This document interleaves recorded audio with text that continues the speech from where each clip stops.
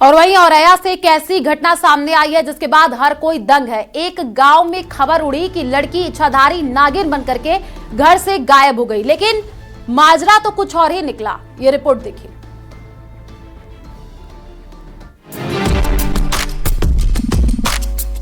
इच्छाधारी नागिन का खुला भेद, बिस्तर पर मिली सांप की कैंचुली, प्रेमी के साथ शादी के लिए ड्रामा। बॉलीवुड की कई ऐसी फिल्में हैं जो नाग नागिन पर बनाई गई हैं, जिसमें इंसान को नाग या नागिन बनते हुए दिखाया गया है, जिसका हकीकत से कोई लेना देना नहीं होता। लेकिन औरैया में एक ऐसा ही मामला सामने आया जो फिल्मी कहानी को भी पीछे छोड़ दे। अब ये तस्वीर देखिए। ये कमरा उसकी लड़की का है और उसके बिस्तर पर सांप की कैंचुली पड़ी हुई है। कैंचुली को देखकर परिजन हैरान रह गए। उसको घर में, घर के बाहर हर जगह ढूंढा गया, लेकिन वो कहीं नहीं मिली। इसके बाद पूरे गांव में खबर फैल गई। ग्रामीण लड़की के घर पहुंचने लगे। सिगनपुर गांव की यह घटना है। दावा है कि लड़की अपने प्रेमी के साथ फरार हो गई। उसने फिल्मी अंदाज में ऐसा नाटक रचा कि पूरा गांव दंग रह गया। उसने घर से गायब होने से पहले अपने बिस्तर पर कपड़ों में 5 फीट की कैंचुली लपेट दी। इसके बाद गांव में अफवाह फैल गई कि वो नागिन बन गई। कई लोग तो इसे सच भी मानने लगे, क्योंकि उन्हें यह रहस्य से भरा लगा।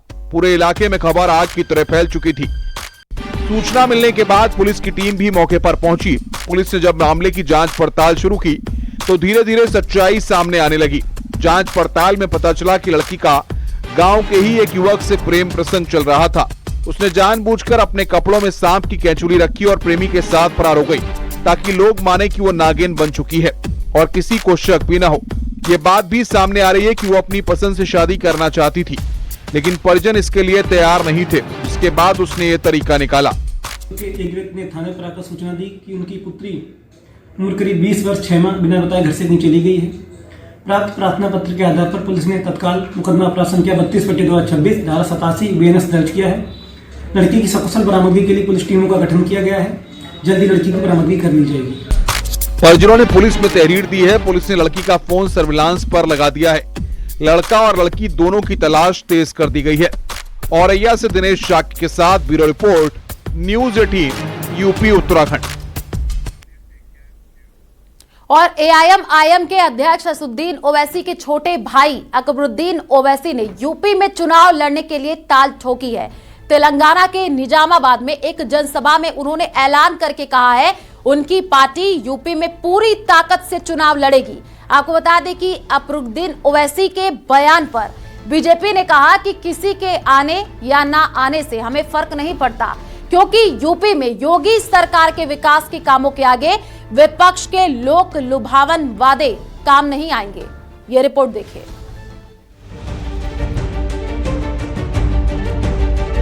तेलंगाना में अकबरुद्दीन ओवैसी ने यूपी के लिए ताल ठोकी है। अकबरुद्दीन का दावा है कि उनकी पार्टी यूपी में मजबूती से चुनाव लड़ेगी। तैयार हो जाओ, यूपी भी आ रहा हो। चलेंगे यूपी, चलेंगे। चलो अब इसके बाद में यूपी चलते हैं और यूपी में अपनी ताकत अपने झंडे को गाड़ते हैं और सब झंडे को वहां भी लहराएंगे। AIMIM के नेता अकबरुद्दीन ओवैसी के बयान पर बीजेपी ने पलटवार किया। हमने बड़े बड़े सुरमाओं को देखा है सर, जो बाहर से आए और चले गए। इनको भी देखेंगे। उत्तर प्रदेश में योगी को चैलेंज करने वाले लोग पलायन कर गए और एक तरीके से एक यही शब्द बोलूंगा कि उनका जो झंडे गाड़ने आ रहे हैं उनका कोई अता पता तो लगेगा नहीं, लेकिन फिर प्रजातंत्र है, सभी को चुनाव में आने का अधिकार है। वहीं मंत्री OP राजभर का कहना है कि बाद में अखिलेश भी ओवैसी के पीछे पीछे दौड़ेंगे। ये बात मियां भाई लोग समझ ले तब तो ठीक ही रहे। 20% मुसलमान है, अगर मुसलमान उनके साथ आ जाए तो स्कोप है, तब अखिलेश जैसे लोग उनके पीछे पीछे दौड़ी हैं। यह बतिया खाली मियां भाई लोग समझ लेना, तब तो ठीक है रहे। अकबरुद्दीन ओवैसी AIMIM के प्रमुख असदुद्दीन ओवैसी के भाई हैं। 2027 में यूपी में AIMIM की पूरी ताकत से इलेक्शन लड़ने के बयान पर वार पलटवार जारी है। Bureau report, news 18 UP Uttarakhand.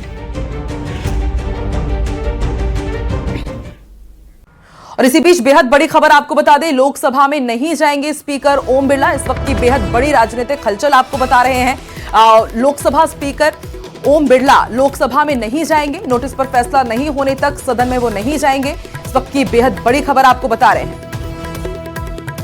तो स्पीकर ओम बिरला लोकसभा नहीं जाएंगे, नोटिस पर फैसला जब तक नहीं लिया जाएगा वो सदन में नहीं जाएंगे। लगातार इसको लेकर के सियासी हलचल भी तेज है, तरह तरह के रिएक्शंस आ रहे हैं और इसी बीच ये बेहद बड़ी खबर आप तक पहुंचा रहे हैं। नोटिस पर फैसला जब तक नहीं आता है सदन में नहीं जाएंगे स्पीकर ओम बिरला।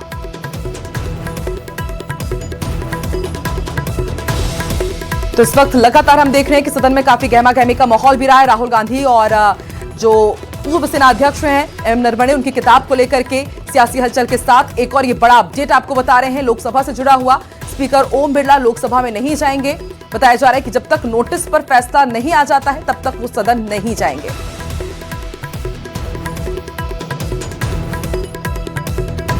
तो इस वक्त की बड़ी खबर आपको बता रहे हैं, स्पीकर ओम बिरला से जुड़ी हुई है। लोकसभा में नहीं जाएंगे स्पीकर ओम बिरला। बताया जा रहा है कि जब तक नोटिस पर फैसला नहीं आ जाता है वो सदन में नहीं जाएंगे। अब देखने वाली बात होगी कि उनकी जगह अब ये पूरी जिम्मेदारी किसे सौंपी जाएगी। इसके साथ ही लगातार कई सियासी रिएक्शंस भी आ रहे हैं कि इस वक्त ये बेहद बड़ी खबर आपको बता रहे हैं। स्पीकर ओम बिरला लोकसभा में नहीं जाएंगे, जब तक नोटिस पर फैसला नहीं आता तब तक वो सदन में नहीं जाएंगे। और संवाददाता पुनीत हमारे साथ जुड़ चुके हैं। पुनीत, विनीत जरा बताइए पूरा मामला क्या है, आखिर ये किस तरह का नोटिस है, इस पर क्या फैसला आना अभी बाकी है? आज ये निश्चित तौर पर मैं आपको बताना चाहूंगा कि जिस तरह से अविश्वास प्रस्ताव को लेकर के जो है वो विपक्षी पार्टियों की ओर से जो है वो नोटिस दिया गया है और उसके बाद एक जिस तरह से हम कह सकते हैं कि हाई मोरल ग्राउंड का जो है वो सहारा लोकसभा अध्यक्ष ओम बिरला ने लिया है और उन्होंने साफ तौर पे किया है कि जब तक इस पर सदन में फैसला नहीं हो जाता तब तक वो जो है वो सदन में नहीं जाएंगे। तो निश्चित तौर पर जिस तरह से संसदीय परंपरा होती है, संसदीय मर्यादा होती है, उसका पालन करते हुए जो सूचना आ रही है उसके अनुसार लोकसभा अध्यक्ष ने यह फैसला लिया है कि जब तक अविश्वास प्रस्ताव को लेकर के नोटिस जो है उस पर सदन की में फैसला नहीं हो जाता, अंतिम फैसला नहीं हो जाता, तब तक वो सदन में नहीं जाएंगे। एक बड़ी बात यहाँ पर मैं आपको बताना चाहूंगा कि जिस तरह से कांग्रेस सहित विपक्षी नेताओं ने जिस तरह से अविश्वास प्रस्ताव की बात मैं कही थी, हालांकि पहले हमने देखा कि तारीख में जो है वो एरर था, बाद में कांग्रेस विपक्षी पार्टियों की ओर से सुधारा गया और साफ तौर पर नोटिस दिया गया को लेकर के ओम बिरला ने जो लोकसभा अध्यक्ष हैं, कोटा से सांसद हैं, उन्होंने एक हाई मोरल ग्राउंड लेते हुए उन्होंने यह निर्णय लिया है। जो हमें सूचना आ रही है उसके अनुसार उन्होंने यह निर्णय लिया है कि जब तक इस पर सदन में फैसला नहीं हो जाता वे सदन में की कार्रवाई में जो है वो शामिल नहीं होंगे। जी ठीक है, शुक्रिया पूरी जानकारी के लिए विनीत।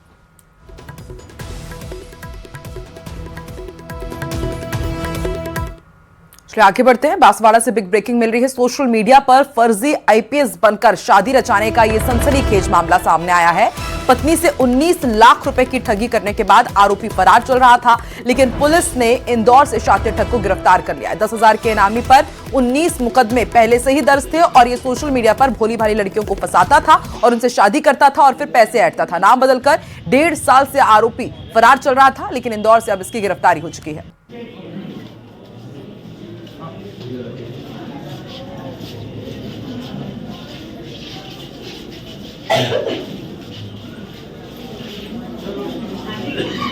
तो फर्जी आईपीएस का कारनामा आप देखिए। उसी में आईटी एक्ट 420 में तो हमने इसको इंदौर के राजेंद्र नगर इलाके से डिटेन किया था। उसके बाद में जो हमने टेक्निकल हमारा इन्वेस्टिगेशन था उसके आधार पर इसको डिटेन कर दिया और यहाँ उसको बाद में गिरफ्तारी करके पूछताछ करके और कोर्ट में पेश किया।